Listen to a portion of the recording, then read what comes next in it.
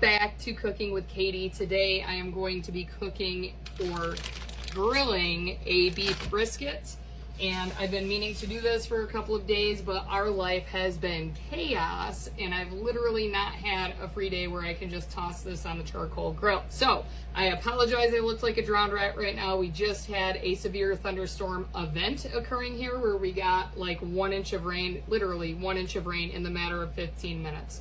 I'm not going to complain about the excess amount of water that we've had, because I know that there are some farmers and producers in areas of our country that are being forced to sell livestock or at least cut down on their herds or flocks because of the lack of rain that they've gotten. They haven't been able to cut hay or their pastures aren't growing. So anyway, the beef brisket. So in the midst of that thunderstorm, I was running back and forth from the house to the pole barn to get the charcoal grill up and going.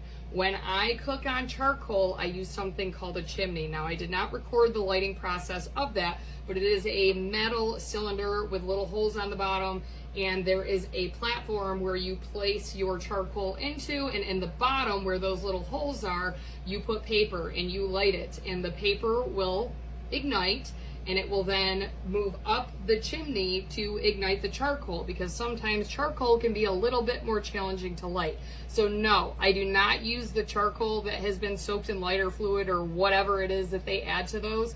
Ours is the natural charcoal, and I find that the chimney works very well when it comes to starting the grill. The first thing that I have to do right now, because that grill, it got, of course, soaked in rain shortly after I lit it, but the charcoal briquettes were ignited enough that it did pass on. So like, it's slowly moving up the chimney to light it. Once those coals get white or reddish, like you can tell that they're really warm, I take them and dump them into the actual grill and arrange them. I'll take a video of that later.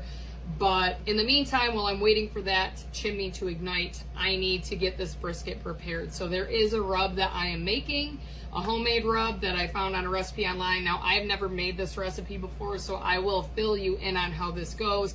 I've never really loved the way that I've cooked briskets in the past, and typically I do it on a charcoal grill, but I use different rubs. This is the very first time that I'm using this specific rub, so I'm hoping that it will add a little bit more of a flavor profile that I really enjoy, but you will find out when I eventually post this video. As you can see on this package of beef brisket, the vacuum seal has been broken. So this is actually like 2 years old. This beef brisket came from a half a cow, the last half of a cow that I got from my parents, and it was processed in a USDA facility. So I can tell you, this beef is probably from 2020, I'm guessing. I guess it's closer to 4 years old, but I digress. Either 2020 or 2021. As I've mentioned in my videos before, if the beef is vacuum sealed, typically it does not lessen the quality of it if you let it sit in the freezer for a while.